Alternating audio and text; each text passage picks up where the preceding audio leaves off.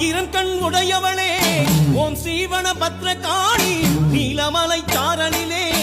ஆலயம் கொண்டவளே ஆயிரம் கண் உடையவளே ஓம் சீவன பத்ரகாளி நீலமலை சாரலிலே ஆலயம் கொண்டவளே சுயம்பாக எழுந்தருளி மனம் மீது அமர்ந்தவளே சுயம்பாக எழுந்தருளி மனம் மீது அமர்ந்தவளே பொற்பாதம் பணிந்தவர்க்கு ஏது குறை உமையவளே பொற்பாதம் பணிந்தவர்க்கு